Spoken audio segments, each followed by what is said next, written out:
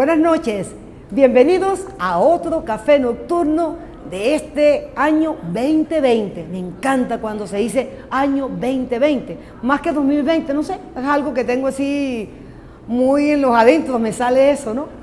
De 2020, debe ser porque también se habla de los Juegos Olímpicos de 2020, no sé, debe tener algo místico el 2020.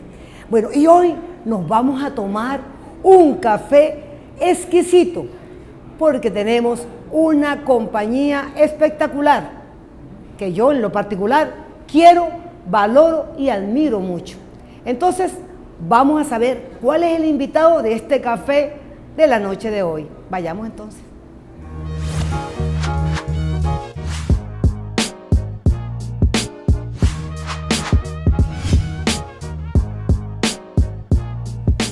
Enrique Ramos, hombre de gran personalidad, especialista en materia financiera, expresa siempre su sensibilidad humana y su compromiso por la revolución bolivariana en el marco del socialismo del siglo XXI, que soñó nuestro comandante eterno Hugo Chávez. Es rector de la Universidad Simón Rodríguez.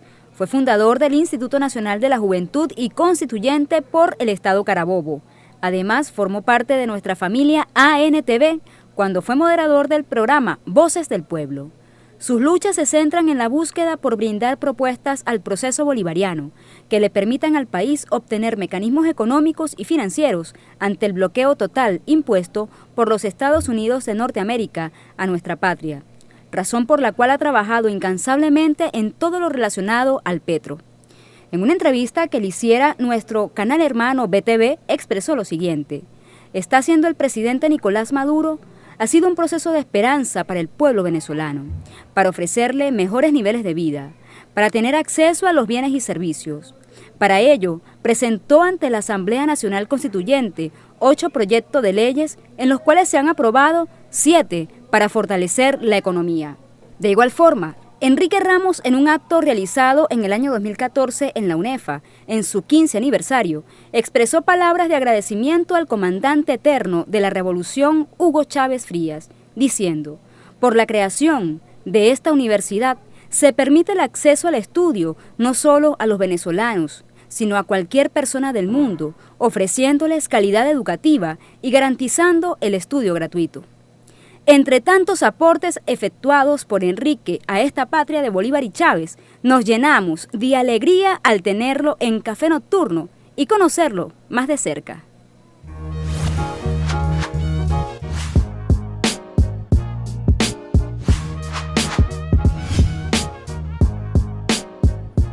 Bueno, ya saben quién es el invitado de esta noche. Nada más y nada menos que Enrique Ramos. Enrique Ramos, nuestro invitado. Enrique, qué grato es conversar contigo y tomarnos un café, que tenemos tiempo que no lo hacíamos, ¿verdad? Así es, el honor es mío. De verdad que encontrarme con este público que te sigue toda la semana en este importantísimo programa, yo no me lo pierdo, siempre estoy pendiente, de hecho lo he recomendado a toda nuestra comunidad universitaria, que sintonicen a Victoria, a nuestra querida Victoria, Victoria la de Chávez, Victoria la del pueblo de Venezuela, Victoria la diputada, la constituyente, en fin, Victoria la luchadora, la revolucionaria, con ese carisma, con esa alegría. Estar acá es un altísimo honor. Bueno, a tu disposición y a disposición de mi pueblo. Estás lindo, estás muy lindo hoy. Caramba, me sonrojo, Victoria. Necesitas rojito. Sí, hombre. Yo te quiero mucho. Gracias, mi amor. Siempre tomar nuestros cafés así contigo porque es grato sobre todo por tu condición humana, como político también, pero eres una persona muy especial. Y la gente quiere conocer un poco más de Enrique Ramos porque siempre te hemos visto por allí en cualquier actividad, por supuesto como rector, como constituyente, también cuando fuiste presidente del Instituto Nacional de la Juventud, el primer presidente. Pero en este primer segmento de Café Nocturno nos gustaría saber un poquito de Enrique. Como dice la canción, háblame de ti, de tu vida.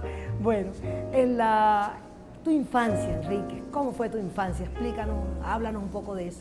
Nuestra infancia fue llena de mucho amor, un núcleo familiar muy compacto, vecinos, como cualquier familia venezolana que se abre a la esperanza, me tocó soñar muchísimo.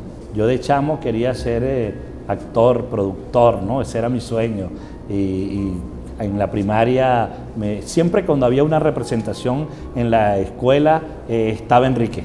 Siempre nos colocaban o a bailar o a recitar. A mí me gustaba muchísimo cuando se recreaban las escenas de nuestra historia, ¿no? Representar a los próceres, a nuestros grandes hombres, estar siempre en los actos culturales, no solo porque te daban una nota, sino que yo quería y yo llegaba a mi casa. Luego, la primera vez que fui seleccionado para estar en una dramatización, llegué a mi casa y le dije a mi mamá que yo quería ser actor, y mi mamá me decía que bueno, que si eso era lo que yo quería, que me apoyaba, ¿no?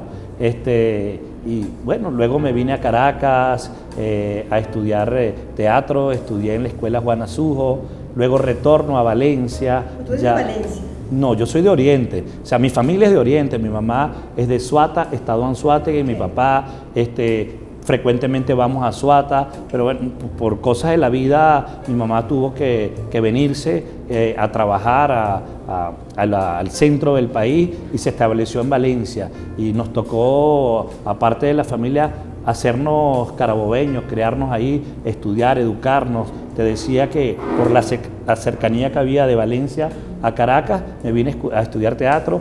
Luego que estaba en la escuela de teatro, me tocó tocar puertas en las universidades y comenzó el Vía Crucis. Entonces tuve que dejar el teatro porque me fui con el gobierno del presidente Caldera a buscar mi cupo en la Universidad de Carabobo, y era como que sacarlo en una lotería. Entonces me mudé a la universidad, y en la universidad, fíjate tú, conocí a los grupos de izquierda progresistas, y a través del teatro comencé a hacer actos dramatizados. Habían protestas. Me recuerdo una vez que cerramos la universidad y estábamos imaginándonos, bueno, van a cerrar la universidad, van a arremeter contra nosotros, y en el grupo, el colectivo al cual yo formaba parte, nos tocó hacer que la dramatización de los muertos dentro de la universidad, y yo fui el primero que me coloqué, me tiré en el suelo, me maquillaron con sangre y protestas, carteles, y tuve todo un día tirado ahí, expuesto a que la policía arremetiera contra nosotros. O sea, la valentía de cuando no tenías oportunidades de protestar, de estar ahí. Y bueno, llegamos a conseguir mi cupo en la universidad. Ingresé a la universidad. Una vez que ingreso, fíjate, te cuento, Victoria, a toda Venezuela, se paraliza la universidad. Estaba el gobierno del presidente Rafael Caldera y estuvimos, yo me gradué en el 2000, sería, ponle 3, 4 años atrás, en el 90 y pico, ¿no? Y me quedé un año, sí, porque la universidad estuvo cerrada, y volví otra vez al teatro. Cuando regresamos, habían elecciones y me postulé a las elecciones. Entonces quedé como coordinador de cultura de la Federación de Centro, o sea, y estaba en lo que me gustaba. Como yo hacía televisión, hacía cine, eso me acercó mucho a hacer el trabajo dentro de la universidad, pero ya con otro enfoque. Me recuerdo que hicimos un canto por la vida en el anfiteatro de Bárbula. Alrededor de 1.800 personas estaban en ese teatro. Llevamos a Sol Musek, a sus hijos, todo el canto de Ali Primera, y me tocó organizar ese evento. El Día del Estudiante Universitario, también estuvimos ahí batallando, y eso me dio un nombre dentro de la universidad, y luego, por cosa del destino, decidimos salir del grupo al cual estábamos nosotros militando, porque bueno, en el grupo habían muchas corrientes. Entonces decidimos formar el grupo estudiantil Alma Mater en la Universidad de Carabobo, y nos fuimos a Cuba en el 97.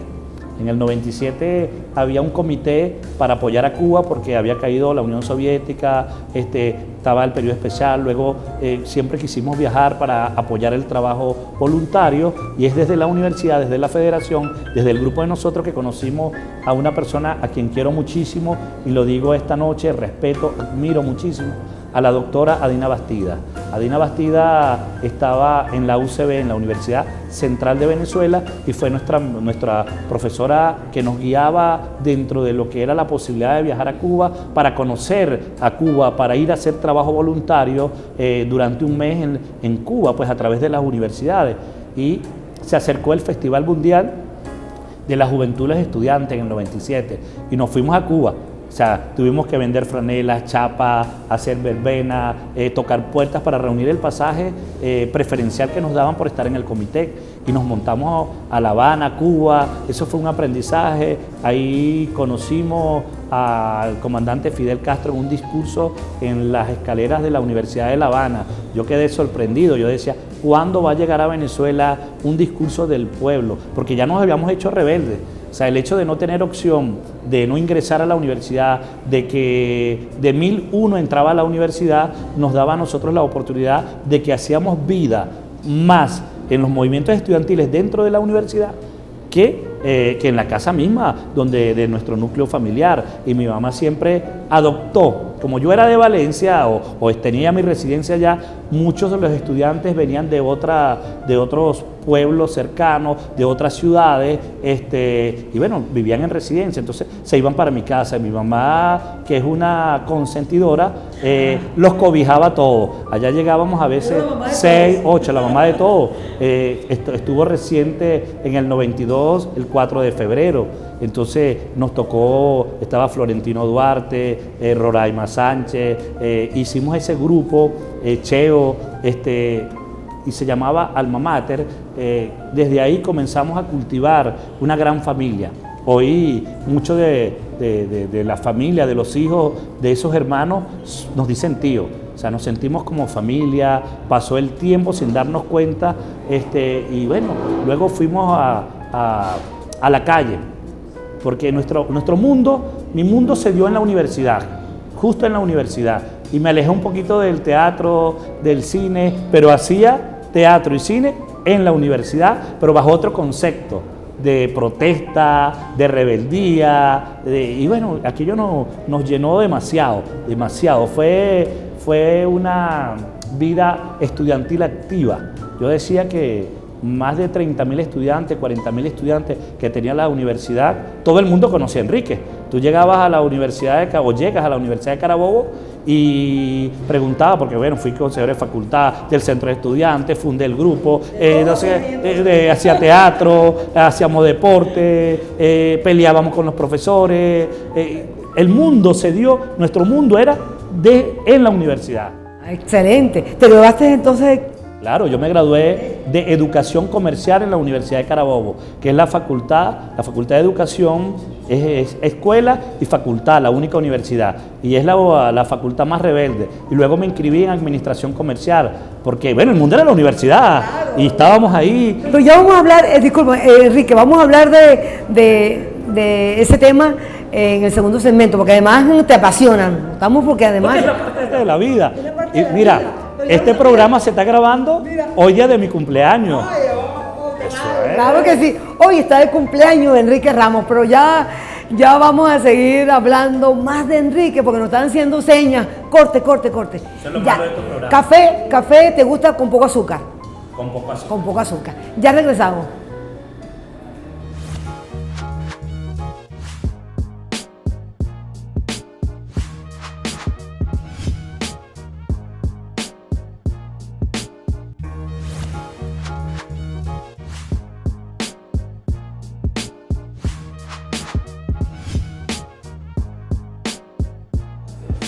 Y ya de regreso con Café Nocturno 2020. Tenemos que tener mucho entusiasmo, mucho optimismo y pensar que vamos a salir adelante en todo, para bien de nuestro país, para bien de nuestro pueblo. Y bueno, estoy aquí de lo más emocionada, porque siempre con Enrique Ramos es grato conversar. Y con este café cortesía de Venezuela Nutritiva, Arte Catedral, con un toque de Victoria Mata para ti. Wow. Hoy día de tu cumpleaños. Yo voy a probarlo, no me lo puedo perder. Vas a conocer mi secreto. Seguro. Mira, bastante azúcar, poco azúcar. Es Enrique. Sabroso. Salud, qué bueno. Brindemos. Brindemos con cafecito. Para toda la gente bella. Brindaremos por ti. ¿Tú cantas, no? Me gusta cantar, pero canto muy mal. Entonces Se no escucha cantes mal. porque- Canto, pero se escucha mal. No cantes aquí porque entonces Sebastián me sé todo. Hombre, así somos nosotros. Alegres, felices. Estamos emocionados hablando de la parte universitaria y sobre todo la parte de teatro, la cultura, el cine. Y bueno, te graduaste y además siempre estás estudiando, permanentemente estudiando, con maestría y todo eso. Y además te ha llevado también, eres un conocedor del área universitaria, del espíritu universitario, de los muchachos, de las muchachas, cómo piensan, porque lo sentiste también. Además, presidente del Instituto Nacional de la Juventud. ¿Qué mejor que eso de tener un cargo tan vital en estos momentos en la formación de jóvenes muchachos y muchachas para la patria? Ya vamos a hablar más adelante de eso. Pero hay algo que nos gustaría. La formación en tu casa, con tus padres, tus hermanos. Yo creo que yo te veo a ti como muy tranquilo en tu familia, ¿no? Sí, nosotros somos una familia que se ha compenetrado muchísimo. Nos cuesta desprendernos infinitamente. Siempre permanecemos casi todo el núcleo familiar acá en Venezuela. Creemos en nuestro país, en nuestra patria. Somos hermanados a través de nuestra religión. Desde pequeño nuestra madre y nuestro padre nos llevaron a la iglesia católica a rezar en familia, a leer la Biblia. Mis hermanas fueron de la Legión de María. Somos 5 hermanos. Por un lado están mis 2 hermanas y somos 3 hermanos, ¿no? Ese es el núcleo familiar padre-madre, pero tengo otros hermanos que, bueno, que como cualquiera están en otros estados, de otra familia, ¿no? Por parte de padre. Tuvimos, yo te decía, ligado a lo espiritual, muchísimo. Nosotros tuvimos en la Legión de María, mis hermanas, yo las acompañaba. Yo era el consentido. Tú eres consentido. Es Yo era que el sigue siendo consentido. Yo era el consentido. Ya sigue siendo consentido. soy consentido ahora por otras, ya no de mis hermanas, de mi mamá, porque me rodeaban muchas mujeres. Entonces, Además, tú eres depende. muy dulce. Depende mucho. Oye, Dios mío, no vayan a pensar otra cosa, ¿no? Dicen Mira. que él es muy dulce, porque fíjense el rostro, Julio. Enfoca aquí, ¿verdad? Una persona bien agradable y siempre estás dado a apoyar. Y Me eso- gustó siempre ayudar al núcleo familiar. Yo tuve que trabajar muchísimo desde chamo. Yo en Valencia tenía que ir a trabajar desde muy temprano. Yo trabajaba en una zapatería durante muchísimos años y al principio mi mamá no quería. Pero mira, si que tienes todo eso y lo otro. Entonces, bueno, yo iba a la zapatería en la mañana, al mediodía iba a clase, salía a la 1 de la tarde, 2 de la tarde y me iba a hacer cualquier cosa a la casa, estar muy compenetrado. Entonces me tocó ser como que un soporte para la casa, ¿no? Siempre me preguntaban y bueno, tuve incidencia, era un líder en el núcleo familiar y luego un líder también en la iglesia. Cuando tuvimos la oportunidad de hacer intercambios, hacer retiros espirituales los fines de semana. Entonces mi hermana le gustaba mucho, una de mis hermanas allá de la iglesia y me llevaba. Bueno, como tú eres el varón, acompáñame. Y yo no me gustaba mucho, pero después, bueno, terminé enamorándome, porque bueno, es la palabra de Dios, es lo divino, es lo bueno, y siempre está presente la fe, lo espiritual. Estudiamos todos mis hermanos tuvieron la oportunidad de educarse, de estudiar, ser profesionales, trabajar muchísimo. Nosotros tenemos un alto, yo diría, índice de formación para el trabajo, para el campo.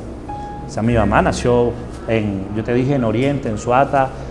Suata es un pueblo petrolero hoy día, está cerca de Pariaguán, ahí se establecieron las petroleras. Ya nosotros no estábamos cuando llegaron las petroleras, pues, pero ya están ahí, está Petrosuata, que es una principal, y mi abuelo tenía su finca, su ganado, nosotros viajábamos, mi mamá tenía, porque bueno, ¿sabes cómo eran las familias de antes? Este es el ganado de Guillermina, que es mi mamá, y ese era el de nosotros, y nosotros íbamos a ver nuestro becerro. Hoy día tenemos todavía en Valencia un terrenito y y nos gusta el trabajo del campo, sembrar, producir, atender a lo que es el trabajo de la tierra, sembrar. Mi mamá tiene gallinas. Entonces, bueno, tuvimos muchos valores por la patria, valores por el sustento, saber que hay muchas personas que a veces no tienen el pan. Entonces, cada pan que se sirve en la mesa, cada comida se hace con gusto. Allá llega cualquier persona y visita a mi madre y tiene que comer, a juro. Bueno, iremos allá entonces. A juro. Tu mamá Guillermina aceptará todo el equipo de ANTV. Claro, nos iremos. Claro, y eso se lleva. Fíjate que uno de los logros, volviendo ya al presente, ¿no? Uno de los logros más importantes que he logrado inculcar como rector por el mandato del presidente Nicolás Maduro, porque lo llevo en las venas, es el trabajo productivo. Hemos visto muy dinámico. Sí, hemos recuperado las estaciones experimentales. En esta semana vamos a entregar 7.000 kilos de arroz a los comedores. O sea, estamos ahorrándole a la universidad o al ministerio más de entre 12 a 15.000 dólares que por 2 meses y medio no nos tienen que dar arroz, sino que la universidad es productiva, produce su arroz y se lo estamos llevando a los comedores. O sea, esto es histórico. Fueron los estudiantes en el trabajo de la tierra. De hecho, fue un equipo de ANTV a La Iguana. Cuando en el mes de mayo, se estaba sembrando el arroz y ellos fueron testigos. Hicimos un programa desde allá. Hoy tenemos ya la entrega, la distribución para esta semana a cada núcleo 600 kilos de arroz, que suman 7.000 kilos, ¿no? Le vamos a dar a la Universidad Bolivariana, a la UNESCA, a UNEARTE, como muestra que sí se puede en este país hacer cosas, que la universidad como centro del conocimiento es posible, de crear la cultura, de que los muchachos vean la oportunidad a través de las universidades de hacerse unos profesionales para tener una patria autosustentable. Pero eso viene de la familia, viene de las raíces. Cuando yo llegué a la universidad me daban aquellas charlas. Yo preguntaba, ¿y la genética de ganado y la siembra? Y yo le digo, no, ven acá, por cada hectárea va esta. No, pero yo, me dice, pero usted sabe, rector. Yo nací ahí, le decía. O sea, en Oriente, mi familia, mi mamá nació en una finca, mi abuelo tenía una finca. El trabajo, o sea, nosotros teníamos que ir cada vacación que se daba, ir a trabajar con mi padre. Mi padre nos crió prácticamente del trabajo de la ganadería. Él trabajaba muchísimo, llevaba ganado de Apure a Oriente, y de Oriente llevaba caballos, bestias, porque allá hay mucho invierno y se le pudren mucho los cascos a los caballos, y mi padre hacía eso pues, se venía con caballo de Oriente y se llevaba ganado de Apure, y bueno, y tenía su forma de poder mantener el núcleo familiar. Mi mamá trabajaba y eso nos quedó para la valentía, para la lucha. Pero fíjate también que te ha permitido marcar una pauta en otro concepto de universidad, ¿no? Sobre todo, y tú como rector. Y doy gracias a Dios, a la revolución, primero por haber escogido estudiar educación, por ser docente, por apostar a que podemos formar a otros, de que a través del conocimiento es la luz para conseguir nosotros salidas claras y precisas. Hay ejemplos, y yo siempre lo he dicho, el caso de países hermanos como Irán, que han creado la revolución en Irán, gran cantidad de universidades especializadas. Y hoy Irán, que tiene 40 años bloqueado, está entre los primeros 4 países a nivel científico, producen más de 12 satélites y está bloqueado. Los proyectos científicos de investigación nacen de las universidades. Toda la mano de obra es de las universidades. Y bueno, estamos ahí. Yo creo que es un patrón a seguir. No, claro, y una experiencia interesante, ¿no? Bueno, ya vamos a seguir hablando más de Enrique Ramos y todo lo que se genera a su alrededor. Ya regresamos.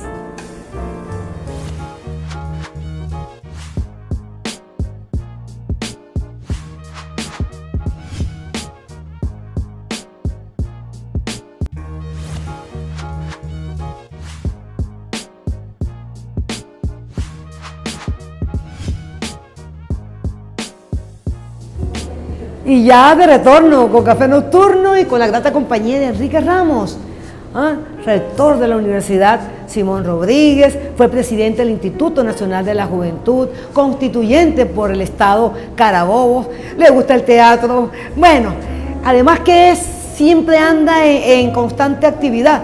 Y les debo decir algo, he tenido la oportunidad de visitar muchas veces la oficina de Enrique Ramos como rector.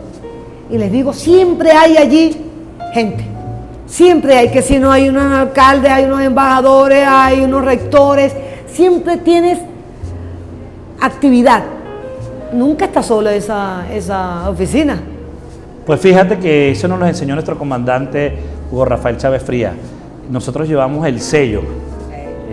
Cuando la revolución nos dio la oportunidad de ser visibles con el presidente Hugo Rafael Chávez Frías, apostamos al protagonismo, a quedar bien, porque no es Enrique, no es el rector de la universidad que es un hombre, sino es la revolución. Y somos una ficha, una pieza, somos parte de todo lo que es el sistema que es visible como un emblema que se llama revolución. Entonces no podemos fallar, y eso nos lo enseñó el comandante supremo. Cuando nos tocó estar frente a frente al presidente, nuestro comandante Hugo Rafael Chávez Frías, fuimos muy rebeldes. Yo me recuerdo que salimos de la Universidad de Carabobo. ¿Tienes pinta de ser rebelde también? Sí, porque nosotros nos conocimos a Eliezer Otaiza, que en paz descanse, muy cercano a nuestro equipo, a nosotros, Juan Carlos, son mis hermanos. Y un día nos dijo que había que recibir al candidato comandante Hugo Chávez en la universidad, y nos mirábamos la cara. ¿Qué vamos a hacer si nuestra consigna era fuera la bota militar de la UCE? ¿Y cómo ahora íbamos a decir en el gobierno de Caldera? Era Caldera el presidente. Vamos a recibir a el comandante Chávez. Entonces como que había una contradicción, pero lo hicimos y escuchamos y escuchamos al comandante Chávez y acompañamos a Eliezer y nos organizamos y todo aquello. Luego de eso, fíjate que se hace presidente nuestro comandante Hugo Rafael Chávez Frías, y nos tocó a nosotros llevar una lucha de nuestro mundo, te lo decía, era la universidad. Nosotros pedíamos lo que era la constituyente universitaria y andábamos con ese tema, la constituyente universitaria. No puede ser posible que nosotros tengamos el derecho a elegir a un presidente de la República y no podíamos elegir al rector de la universidad. Resulta que 60 votos o 60 estudiantes hacían un voto, lo que se llama el voto virtual. O sea, Enrique Ramos y 59 estudiantes más tenían que juntarse para hacer un voto, mientras que el voto de los jubilados, que eran manejados en su mayoría, por el respeto a otros profesores jubilados, les bancaban la línea. Los veíamos el día que había elecciones y imponían reyes los rectores. Y nosotros decíamos, si tenemos a Chávez, ¿por qué no hay democracia en la universidad?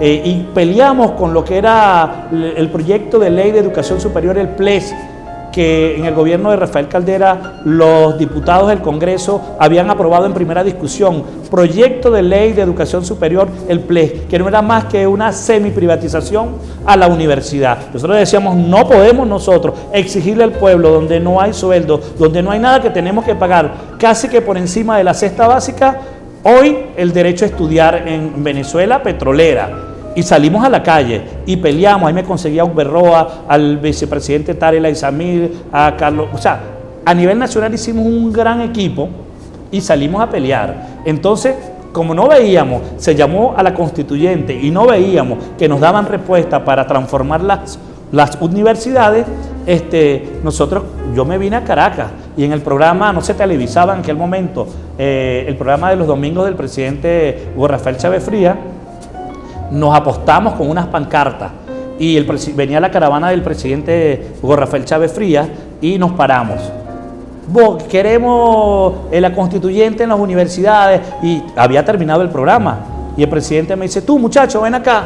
Tú que estás ahí con la pancarta, ¿qué es lo que tú dices? Y yo hago con un discurso atropellado, presidente, queremos que transforme usted, nos ofreció que íbamos a cambiar el país, cambiemos las universidades, que es un centro de corrupción y antidemocrático, y todo aquello que denunciábamos.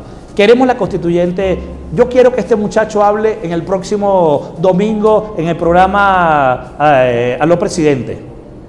Y yo me fui alegre y todos mis compañeros aplaudiendo y nos fuimos, cargamos autobús robado de la universidad para venir a Caracas, fuimos a Chapellín, y yo voy a hablar y yo me fui, llegué a la universidad. El próximo domingo estoy hablando con el presidente, llévale esta carta. Y yo me traje como una bolsa de cartas para hablar con el presidente. Yo no dormí con esas expectativas que yo iba a hablar para pedirle al presidente Chávez que transformara las universidades, porque esas universidades eran unas universidades que nos atropellaban, antipedagógicas, unas universidades empupitradas, sobre todo de que no daban cuenta.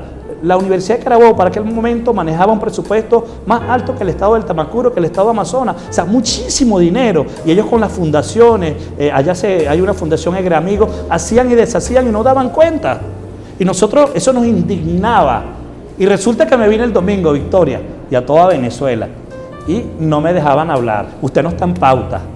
Y todos mis compañeros, que hable Enrique, si no habla quemamos en la pleno, o sea, el presidente adentro, y aquel alboroto. Y cuando volvió a salir el presidente, tanto hicimos alboroto que me pusieron a hablar, pero yo no hablé con Chávez, en el mismo Radio Nacional por un teléfono, y estaba el ministro Jordani, imagínate tú, y yo le digo, eso está ahí, puedes buscarlo en internet, presidente, nosotros los estudiantes le pedimos una constituyente universitaria, y el Enrique, pero ya va, explícame cómo es eso del voto virtual, Jordani, explícame esto, y Jordani no sé si que no le explicó, total que terminó la constituyente y nunca vimos la constituyente universitaria, o sea, ahí conocí al presidente Chávez y después él me reconocía, había un acto y me decía, mira, tú eres el de Valencia, ven acá, y esto. Y entonces se crea el Comando Político de la Revolución. Y estaba el profesor, nuestro padre, García Ponce. Yo conozco a García Ponce por Adina Bastida, porque imaginarnos que esa profesora que estaba en el vicerrectorado en la UCB en el año 96, 97, cuando no sabíamos que íbamos a hacer gobierno, era nuestra mentor, nuestra tutora, luego iba a ser en el 99 la vicepresidenta de la República. Y nosotros, esa es mi profesora, entrábamos a la vicepresidencia y nos sentíamos grandes, y la profe Adina lo primero que nos dijo es, mire Enrique, el presidente dio una orden de crear una estructura de la juventud en revolución. Tú vas a buscarte a este señor en Parque Central, García Ponce, y yo me voy, un viejo comunista, que me adoptó como padre, y yo llego, profe, yo vengo de parte de la... sí, tú eres Ramos, pasa, no sé qué, Hoy tienen una reunión con el presidente a las 8 de la noche. Prepara todo lo que vas a hablar porque tenemos que formar la juventud. Y si Adina te manda, es porque eres bueno. Vaya compromiso. Y yo vengo, pero yo iba a hablar con Chávez. O sea, yo voy a conocer a García Ponce y él no habla mucho, sino que me dice, si tú te mandas Adina, eres bueno. Porque él la adoraba a la doctora, que era la vicepresidenta. Hoy a las 8 tenemos reunión con el presidente. Y yo me llevo a Alberto Castelar, hoy embajador en Brasil. Le digo, Alberto, mira, que él era de Caracas, no puedo quedar en tu casa porque hay reunión. Yo me quedaba en casa de Alberto y armamos un grupito y nos fuimos a hablar con el presidente, con García Ponce, al Palacio de Miraflores. O sea, eso fue todo un día preparándonos para hablar con... Y cuando Chávez me ve, y este muchacho, yo tengo fotos, le caí en gracias a Chávez, que me recuerdo que me vio, yo cargaba una corbata que me prestó Alberto, no sé cómo fue la cosa. Total que yo llego al Palacio con una corbata, sin saco. Vamos a ver el presidente, ¿no? Y yo con mi tema de las universidades, ¿no? Y yo empiezo a hablar. Y él mira cómo habla ese muchacho. Este muchacho tiene cara de ministro, que no sé qué más. Y él comenzó a tener una interacción directa conmigo de gracia, de valentía, porque yo era como muy salido, pero siempre con el mismo tema de que las universidades. O sea, había muchas cosas en el país, pero nosotros como estudiantes pensábamos, ya recién graduados, pues, pensábamos como estudiantes, pues. Y el presidente como que otra vez el muchacho con el cuento. Y yo pensé que, el presidente estaba en Valencia, en Morón, en PDVSA, allá estábamos nosotros, y yo con mi grupo, yo manejaba ese grupo, vamos para allá. Una vez nos fuimos para Santa Bárbara, nos robamos el autobús y estaba el profesor fue Mayor Toro en Santa Bárbara, iba a ir Chávez, y nosotros íbamos a denunciar a FEMAYOR, teníamos prueba de toda la cosa en Oxxo, y nos agarramos el autobús toda la noche. Éramos muchachos en aquella, para recibir a Chávez, y llegamos allá y otra vez nos ve Chávez. O sea, parecíamos drupi, hasta que el presidente Chávez crea el comando político, entro a la estructura de la juventud, luego se crea el movimiento Quinta República con Maripili Hernández en la comisión de juventud. Yo soy el director de la juventud del Estado Carabobo con Claudio Orcine, a quien le mando un abrazo, Carlos Guía, todo el grupo Alma Mater, la dirección regional de aquel momento no nos querían porque decían que éramos impuestos, que éramos gente de Adina, de García Ponce, pero haciendo el trabajo, pues. Y bueno, trabajamos para Chávez, hasta que Chávez, después del comando, un día me dice, recibo una llamada, cuando el golpe de Estado, y estaba el jefe de Casa Militar, el coronel, ahora no me recuerdo, ya fallecido, ¿no? Almeida. Entonces me dice, tienes que estar mañana a las 8 de la mañana en Rampal 4, que el presidente va a hablar contigo, y te llevas a Alberto Castelar. Y nos fuimos los dos, y el presidente en el avión nos dice, Alberto Castelar, tienes una misión, vas a crear la Federación Bolivariana de Estudiantes, y nos coloca con todo el ministro de aquel momento, Interior y Justicia, Lucas Rincón, y armar esa estructura. Y yo dije, bueno, Alberto, yo voy a ayudar a Alberto, yo no hablaba. Y después me dice, mira Ramos, tengo una misión para ti. Tú vas a ser el presidente del Instituto Nacional de la Juventud. Y todo el mundo peleándose por esa presidencia. Yo quiero que me llamen Aristóbulo, y llama a Aristóbulo desde el avión. Y dice, yo pongo al presidente, un muchacho de mi confianza, que no sé qué. Y yo el siguiente día voy para donde el profesor Aristóbulo con mi carpetica, con mi currículo, mandado por Chávez. Y él me dice, y te voy a juramentar en cadena nacional, porque yo quiero que tú, que eres de mi confianza, asumas. Una cosa es la federación y una cosa es el Instituto de la Juventud. O sea, nos da las primeras directrices para las políticas juveniles de este país. Ya habíamos trabajado con la ley de juventud, desde el comando político, en las universidades, y me hago presidente del Instituto Nacional de la Juventud. Luego vinieron la misión Robinson, nueve comisiones presidenciales. La misión Robinson, que fuimos a Cuba, nos reunimos con Fidel, misión Robinson 1, 2. Vamos a tener que hacer contigo 2 horas de programa. Me está haciendo señas. Aristóbulo no me quería. Termina el profesor Aristóbulo cobijándome, hoy día tengo mucho respeto, hasta el año 2007-2008, que tuve 5 años al frente del Instituto Nacional de la Juventud, me tocó crearlo de la nada, armar equipos sin dinero. Una vez yo le fui a renunciar a Chávez en la casona y le digo, presidente, sin real yo no puedo hacer nada, yo le entrego su instituto. Estaba cansado de las pugnas políticas, y él me dice, mira, ven acá, y me abraza y nos fuimos caminando, hoy convertido en un museo de la cultura, ¿no? Qué importante. Y me dice, tú me dijiste, yo te pregunté que si te sentías capaz para asumir el Instituto de la Juventud, tú me dijiste que sí, tú eres un guerrero, yo no acepto fracasado. Eso es el Instituto de Juventud, sin real, sin nada, con pugna. Yo quiero es que aprenda. Tú verás qué haces, pero no acepto renuncia. Así que quítate eso de la cabeza y a luchar. Y el presidente no teníamos dinero. A los 2 días, pues escucha esto, a los 2 días hay un acto en Miraflores y me llaman, tiene que estar el presidente de la Juventud. Yo dije, no le vuelvo a tocar el tema de presupuesto al comandante Chávez. Y el comandante tan pila que conocía cada pieza, bueno, y aquí está la misión Robinson, y el presidente de la Juventud que nos dio un saludo. Yo, presidente, aquí estamos trabajando. Yo ni se me ocurría decirle que no teníamos cómo hacer la cosa. Y qué muchacho tan bueno, y sin dinero, llámeme al ministro de Finanzas, ¿cómo es eso que no le han dado el dinero al Instituto de la Juventud? Él resuelve su cosa a su manera. O sea, ese presidente era tan magistral que nos educó, y por eso no nos hace falta dinero, no nos hace falta nada para hoy echar adelante la tarea que nos pongan en la revolución. Exacto. Así es, una escuela, realmente sí. Bueno, vamos entonces a una pausa y ya regresamos.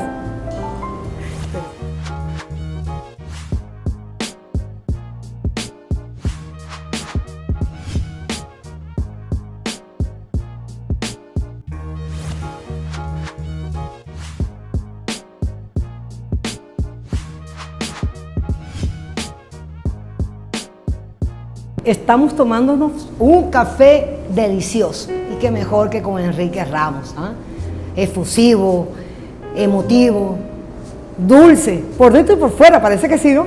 Gracias. Pero con con su carácter cuando debe ser con carácter, ¿no? Pero hay algo que les voy a decir que puedo decir de Enrique Ramos. Fíjense, tiene una fuerza de voluntad extraordinaria. Logró rebatir decisiones médicas, situaciones médicas que decían: tú no vas a volver a caminar. Consultó un médico, otro médico, otro médico. Tú no vas a volver a caminar, vas a quedar postrado en una silla de ruedas. Y Enrique, con ese poder, con ese espíritu de guerrero, que esa fuerza que tiene Enrique, fíjate tú, sé que no te gusta hablarlo en público, te está viendo la audiencia de NTV, pero seguiste adelante. Y ese trabajo tan intenso que tenías que hacer como presidente del Instituto Nacional de la Juventud, que tenías que moverte de un lado para otro, intenso como eres, hiperkinético de un lado, siempre estás en actividad. Y fíjate, te toca la vida en ese momento, pero ahí actuó Dios también. Entonces hay una mezcla de la creencia, de Dios, de cómo pudiste salir adelante con esa situación que te dio la vida, pero que ahí estás, caminando y demostrando que realmente cuando hay fuerza de voluntad, cuando hay ganas de querer hacer las cosas, se puede. Eres un ejemplo de eso, Enrique, y te admiro por eso, y te valoro por eso. Fíjate que nadie está exento de vivir momentos difíciles, ¿no? Y de eso se trata el desafío. Yo hoy le decía a algunos estudiantes que me escribían, y les decía que lo más importante de poder festejar hoy, estar acá en este plano, estar contigo en este programa, estar al frente de la universidad, es que Dios quiso que yo estuviera todavía un momento más. Y constituyente también. Sí, pero es que encierra muchísimo. Yo venía de estar 6 años fuera del país, 7 años. Me designaron luego del Instituto de la Juventud vicerrector en la UNEFA, luego me voy a Nicaragua como gerente general del Banco de Desarrollo Económico y Social de Venezuela. Una experiencia maravillosa, convivir con el gobierno sandinista, ir en nombre del gobierno del presidente Hugo Rafael Chávez Frías, instalarme en Managua, en Nicaragua, recorrer todo el país para financiar en nombre de la integración, del ALBA, financiar proyectos, conocer, dormir y despertar con la fuerza sandinista y aprender tantas cosas que tú decías, no podemos fallar. Luego un día me llaman y me dicen, vienen elecciones en Ecuador, como hiciste un trabajo reconocido en Nicaragua, necesitamos que te vayas a recibir el BANDE a Ecuador. Así me llamaba la ministra, Ekme Betancur, a quien quiero y respeto muchísimo, y yo le decía, profe, ¿cómo no? Eso era un diciembre, me voy en enero, ¿verdad? Me dice, no, compre el boleto porque necesito que mañana mismo recibas el banco y te pongas a la orden para apoyar desde el banco todo lo que va a hacer y lo que está haciendo la revolución del buen vivir de Rafael Correa. Y me fui de un día para otro, dejé todas mis cosas en la embajada en Nicaragua y me fui a Ecuador y conocí la Revolución Ciudadana, el movimiento Alianza País, al presidente Correa, un aprendizaje. Conozco muy bien cómo funciona el pueblo ecuatoriano porque estuve al frente del Bandes y hasta que falleció el presidente, nuestro comandante, yo estaba allá, yo decía, no puede ser que yo no esté en mi país. Y luego decidí venirme a Venezuela, estoy en la UNEFA estoy como vicerrector y iba de Caracas para Valencia, había un proceso electoral, yo fui a Valencia, voté disciplinadamente y me regresé a Caracas ese domingo. Cuando vengo para Caracas, en el túnel La Cabrera, en Mariara, de donde yo soy constituyente, me ponen los Miguelitos. Iba solo, pues manejando yo el carro y se pichan mis 2 cauchos. Yo de tonto le di al carro, hice las llamadas pertinentes de emergencia, estoy en tal sitio, porque ya todo el que vive en Valencia y cruza la autopista sabe que hay peligro, pues. Y lamentablemente caí, pues. O sea, caí en ese momento del cual me levanté. Llegaron, yo rodé, llegaron unos motorizados, unos chamos que no pasan de 21 años, no pasaban, Yo me metí en el monte y bueno, me dispararon en el hombro izquierdo, perforó el pulmón, dio a la médula, rozó la médula, la T10, la T11, y yo quedé insofacto, inmóvil, de la cintura hacia abajo. Tuve una hiperinflamación de la médula. No podía caminar, estaba en el monte, ellos me dieron por muerto, me patearon, yo estaba todavía consciente en ese momento, pude rampear, pude moverme, arrastrarme hasta el asfalto y nadie me auxiliaba. Gracias a Dios venía una patrulla y eso fue como a las 8 de la noche, casi a las 11:30 de la noche, ya yo estaba muy desangrado, inflamado, inconsciente, de milagro. Y yo hablaba con Dios y le decía, dame fuerza, dame fuerza. Y me llevaron a Mariara. Allí en Mariara los médicos no querían meterme el quirófano por el estado como estaba, pues. Y entro a quirófano, un médico cubano decide, él con una enfermera, abrirme para hacer lo que es la operación en blanco, a ver qué otro órgano, por la inflamación que tenía, había afectado el proyectil. Y él me limpia, me hace el curetaje, o sea, me mete a quirófano. Yo salgo del quirófano y es cuando me reconocen porque el carro estaba en otro lugar, a mí me levantaron en otro lugar, llaman a mi familia, donde reconocen y bueno, gracias a Dios entra la solidaridad y me llevan al Hospital Militar de Maracay. Y en el Hospital de Maracay, 20 médicos, y le agradezco esto al profesor Aristóbulo, que estuvo muy pendiente. Me cuenta mi madre que la llamó, mi familia, salven la vida, estaba Meliax de gobernador, Tare en Aragua, lograron sacarme en ese estado crítico que estaba en ambulancia con la guardia, llevarme al hospital militar, y ahí me dice la junta médica que a mi familia estaba entubado, porque bueno, el pulmón estaba afectado, todo, fue una situación, muchos decían que yo no iba a salir de ahí, Dios quiso que sí, que no iba a caminar. Yo estuve 8 meses en silla de ruedas. Duro, muy duro porque estar ahí te conviertes en alguien que no te puede valer. O sea, ver el techo todos los días, esperar que alguien te levante, que te muevan, cuando tú vienes de devorarte el mundo. Yo me resigné, ya mis amigos no iban, bueno, no estaba en los cargos, no estaba visible, y yo me recuerdo que mi mamá o la familia, quien estaba ahí, salía al mercado y me dejaban solo. Y yo comenzaba a inventar. Me levantaba de la cama para pasarme la silla y me caía. Cuando me llegaba me conseguían en el suelo. Porque era muy inquieto. Y yo prendía el televisor y veía todos los eventos, BTV, y quería estar ahí. ¿Qué hago yo aquí? Decía. O sea, la vida estaba corta, depender de la silla de ruedas, luego depender más de 2 meses en andadera. Te sentías que ese tiempo que duré no se recupera. Pero como pude, Dios me dio la fuerza. Me recuerdo que un diciembre comencé a mover los dedos y eso fue una fiesta. Fuerza de voluntad. Claro, movió los dedos. O sea, cuando me lograron hacerle el examen para ver todas mis raíces nerviosas, un examen que es amutilante, muy doloroso.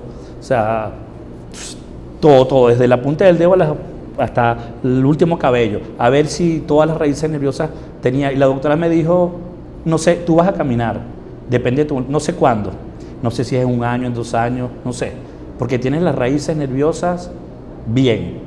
Falta que todos los nervios tienen como canales, eso estaba obstruido, entonces no tenía movilidad. Y yo hacía 3 terapias. Más de lo que te decía. Claro, yo me despertaba en la mañana, llévenme al CDI. Y me metían corriente, magnetoterapia.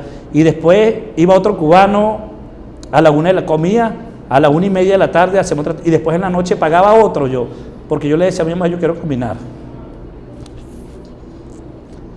Eres ejemplo de superación y de ganas de hacer las cosas. Y me paré. Yo le decía a los cubanos, y a quien le agradezco, logren que aunque sea, camine poquito, pero camine. Y comencé a caminar. Se te olvida todo. La postura, o sea, es como nacer. Y un día me vine a Caracas y me le escapé a mi gente. Y llegué a Caracas y tenía una reunión política con unos amigos políticos, y cruzando la avenida me caí. Y yo decía, ¿qué importa? Me caí y me levanto, pero estoy aquí.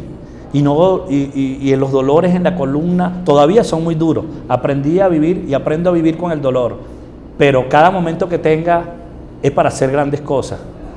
Todo ese tiempo que estuve en la silla de ruedas, tengo que reinvertirlo en cosas buenas, en sentirme útil, Claro, puedes hacer en hacerlo. Tienes un compromiso. Yo me recuerdo que yo me vine a Caracas, pues yo estuve en Ecuador y falleció, lamentablemente asesinan al mayor general Félix Velázquez. Su hijo Richard era muy amigo mío en Ecuador, era diplomático, y yo dije, yo tengo que ir al funeral a darle el pésame, primero porque quería mucho al general Félix Velázquez, a darle el pésame a Richard. Y estando en donde tenían el cuerpo, allá en Fertetiuna, llegó el presidente Nicolás Maduro. Yo no sabía, y yo, por cosas del destino, como no me podía parar bien ni nada, yo me quedo en una silla, la primera silla en la fila, y llegó el presidente Nicolás Maduro, y el presidente estuvo con la familia, y él me ve, y el presidente se acerca y me pregunta, ¿dónde estabas tú, muchacho? ¿Dónde estaba Ramos? Que no supe más de ti. Y yo le expliqué, y él me dice, y era como, ahí viví la escena como que si estaba con Chávez, y él me dice, pero ¿te han atendido? Yo, no, presidente, ya yo estoy bien. Claro, estaba bien y casi no me podía sostener. Pero ¿qué le voy a decir yo al presidente Maduro que tiene esa lucha tan grande? ¿Va a estar pendiente de mí? No, presidente. O sea, yo estoy bien. Y le dijo a nuestra vicepresidenta Delcy que no le falte nada a Enrique. Mira, yo que conocí al comandante Chávez, ver a Maduro era ver al comandante Chávez. Llamó a la vicepresidenta hoy Delcy y le dijo, encárgate de Enrique, que no le falte nada. Y la vicepresidenta ha estado muy pendiente. Yo me recuerdo que ella me dijo que me iba a mandar a una misión diplomática. Luego vino la constituyente, y como yo soy pata caliente y yo tengo un retroactivo que vivir, lo que dejé de vivir en esos 2 años que estuve en silla de ruedas en tratamiento, yo le dije, vicepresidente, no, era canciller, yo quiero poner mi nombre a la constituyente. Y Huber Roa me dijo, pero tú vas a poder, yo te ayudo. Y Huber me ayudó, que es ese hermano que Dios me dio, que la vida me dio, y yo quise ser constituyente por el municipio donde me dieron el tiro. Excelente. Yo soy del municipio de Ibarra, de Mariara, y me metí en los barrios, así con mi discapacidad, me caía, me paraba y me venía al ministerio. He sido muy activo, y doy gracias a Dios que estoy en esa universidad donde hay más de 120.000 estudiantes, y yo les digo que la juventud tiene el papel estelar y que nadie está exento de cualquier situación, que el amor que tuvo Chávez por la juventud, el amor que tiene Nicolás Maduro. Imagínate Nicolás acercarse en un funeral y preguntarme a mí por qué no me había visto más. O sea, qué pureza, cómo le fallamos al presidente Nicolás. Entonces, más que nunca en las universidades. Tú dices, no puede haber obstáculos para nosotros ser eficientes y construir y hacer. Porque la vida se te va en un instante, Victoria. Y tienes muchas cosas por hacer. Así es. Porque además tienes todo el entusiasmo. Mira, tú me estás viendo hace ratico con un bolo aquí, con unas preguntitas. No tiene caramelo. Esta Liliana es que pichirrísima, ¿viste? Nada, no puso ni caramelito, lo que puso fue unos papelitos. Pero muy rápidamente vas a responderlas. Muy brevemente, solamente, ¿qué? Menos de un segundo. Cosa difícil, no hablo mucho. Porque ya estamos terminando, ¿cierto? Vamos a ver, ay Dios mío. ¿Qué dice Lelo? ¿En qué época distinta a esta te habría gustado vivir? ¿Por qué? En esta. En esta. En otra época no hay. Y pido a Dios que me siga dando más oportunidad en el tiempo, pero en esta época. Aquí es que hay que construir. Vamos a ver. Ay Dios mío. Recomiéndame una película y dime por qué la recomienda. Goodbye Lenin. ¿Y eso?